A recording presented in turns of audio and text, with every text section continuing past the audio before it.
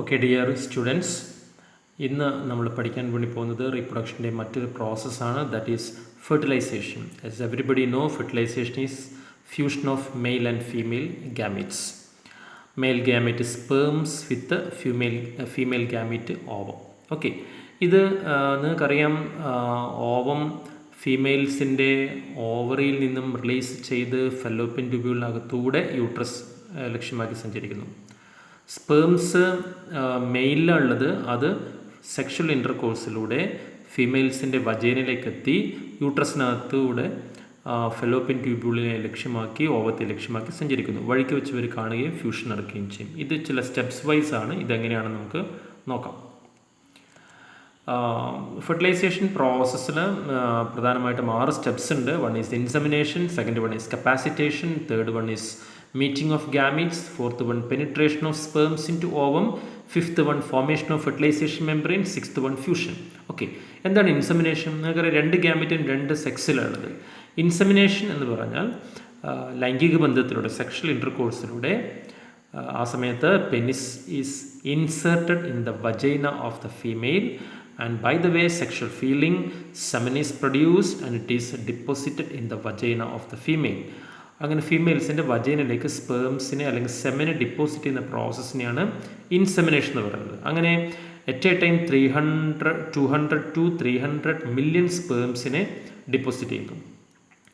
അങ്ങനെ സ്ത്രീയുടെ വജൈനയിലേക്ക് ഡിപ്പോസിറ്റ് ചെയ്യുന്ന സ്പേംസിന് what happens, that is the second step, കപ്പാസിറ്റേഷൻ.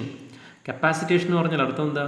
ഈ വജൈനയിൽ കിടക്കുന്ന sperms has to reach in the fallopian tubule of the female to meet with the ovum. ഓവത്തിനെ മീറ്റ് ചെയ്യണമെങ്കിൽ ഫെലോപ്പിയൻ ട്യൂബിലേക്ക് എത്തണം.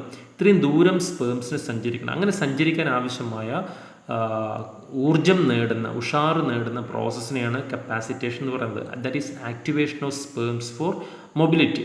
നിങ്ങൾക്കറിയാം, സ്പേംസ് എങ്ങനെ സഞ്ചരിക്കുക? വാല് ചലിപ്പിച്ചുകൊണ്ട്. പക്ഷേ വെറും വാല് ചലിപ്പിച്ചുകൊണ്ട് സ്പേംസിന് ഇത്രയും ദൂരം സഞ്ചരിക്കാൻ വേണ്ടിയിട്ട് സാധിക്കില്ല. അപ്പോൾ അതിനെ സഹായിക്കുന്നത് യൂട്രസിൻ്റെ മൃദുല പേശികളുടെ സങ്കോച വികാസം കൂടിയാണ്. The smooth muscles of the uterus will also, the contraction of the smooth muscles of the uterus will also help the sperms to travel towards the ovum. ഇവിടെ മറ്റൊരു ചോദ്യം കൂടെ നിങ്ങളെ കാത്തിരിക്കുന്നു. ദാറ്റ് ഈസ്, ഒരു ഓവം മാത്രമേ ഉള്ളൂ, പക്ഷേ അറ്റ് എ ടൈം ആയിരക്കണക്കിന് ലക്ഷക്കണക്കിന് സ്പേംസിനാണ് വജൈനയിൽ ഡിപ്പോസിറ്റ് ചെയ്യുന്നത്. അപ്പോൾ ഒരു സ്പേംസിന് ഫ്യൂസ് ചെയ്യാൻ, ഒരു ഓവത്തെ ഫ്യൂസ് ചെയ്യാൻ ഒരു സ്പേംസ് മതി. Then why do this huge number of sperm is deposited in the vagina of the female? Find out. Now what is the third steps? അങ്ങനെ സ്പേംസ് വാല് ചലിപ്പിച്ചുകൊണ്ട് യൂട്രസിൻ്റെ മസിൽസിൻ്റെ സഹായത്താൽ ചലിച്ചുകൊണ്ട് സ്പേംസ് ഓവത്തെ ലക്ഷ്യമാക്കി സഞ്ചരിക്കുന്നു.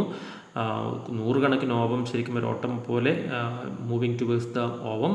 കുറേ സ്പേംസ് ഓവമുള്ള ഫെലോപ്പിയൻ ട്യൂബിലേക്ക് പോകും, മറ്റ് കുറേ സ്പേംസ് പിന്നെ വഴിതെറ്റി അപ്പുറത്തൂടെ ഒക്കെ പോവാം. എനിഹൗ, ഈ 2 ഗാമീറ്റുകൾ നേർക്കുനേർ വന്നു കഴിഞ്ഞാൽ പോലും ഇത്രയും ചെറിയ ഗാമീറ്റുകൾ എങ്ങനെയാണ് പരസ്പരം മീറ്റ് ചെയ്യുന്നത്? That is by chemical means. That is third steps, meeting of gametes by chemical means. എങ്ങനെയാണ്? ഈ 2 ഗാമീറ്റുകളും ഓരോ തരം കെമിക്കൽസിനെ പ്രൊഡ്യൂസ് ചെയ്യുന്നു. One is called fertilizin and second one is called anti fertilizin. You find out ഏത് gamete fertilizin produce ചെയ്യും, ഏത് ഗാമീറ്റ് ആൻറ്റി ഫെർട്ടിലൈസിൻ പ്രൊഡ്യൂസ് ചെയ്യുമെന്ന് കണ്ടുപിടിക്കുക. That is an assignment for U.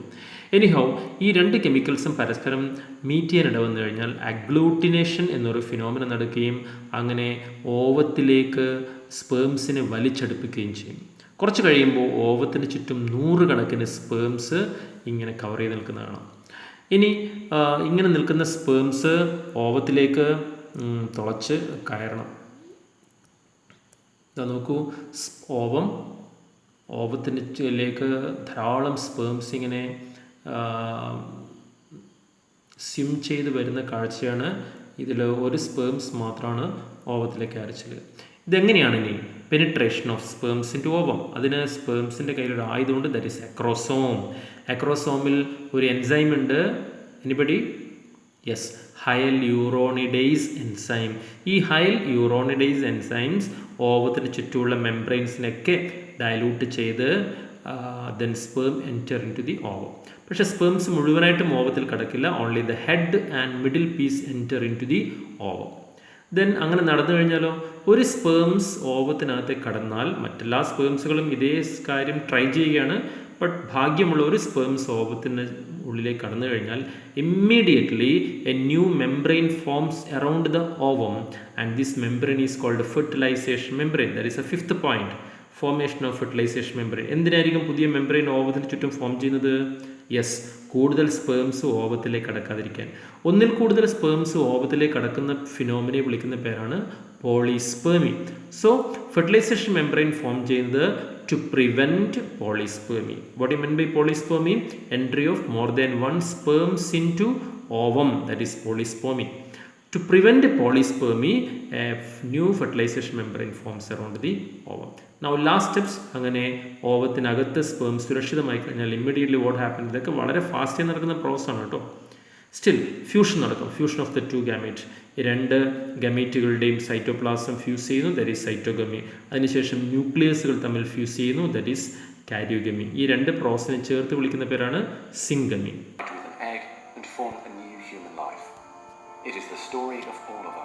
Fertilisation നടക്കുന്നതിൻ്റെ ഒരു ചെറിയ വീഡിയോ ആണ്. സ്പേംസ് ഓവത്തിലേക്ക് സ്പേംസ് കടന്നു വരുന്നതിൻ്റെ ഒരു ചെറിയ വീഡിയോ ആണ്.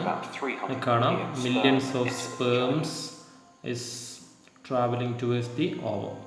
Soon afterward, millions of them will either flow out of the vagina or die in its acidic environment. ചില സ്പേംസ് ഒക്കെ ഓവത്തിൽ വെച്ച് തന്നെ ചില സ്പേംസ് ഒക്കെ വജൈനയിലും യൂട്രസിൽ വെച്ച് നശിച്ചു പോകും. കാരണം വജൈനയുടെ ഉള്ളിലെ എൻവയോൺമെൻറ്റ് സ്ട്രോങ്ലി അസിഡിക് ആണ്. അതുകൊണ്ട് തന്നെ കുറേ സ്പേംസ് ഒക്കെ അവിടെ വെച്ച് തന്നെ നശിച്ചു പോകും. But here the cervix is open for a few days while the woman ovulates. The sperm swim through the cervical mucus, which is thinned to a more watery consistency. Sperms വജൈനക്കകത്തൂടെ യൂട്രസിനകത്തേക്ക് കടക്കുകയാണ്.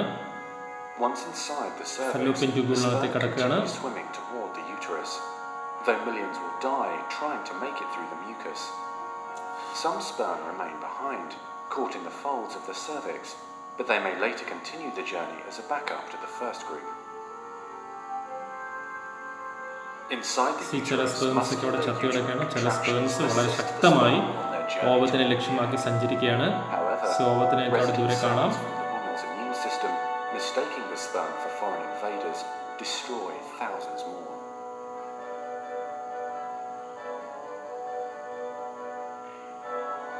ഓവത്തിൻ്റെ സർഫസിൽ ധാരാളം സ്പേംസ് വന്ന് deposit ചെയ്ത് നോക്കൂ.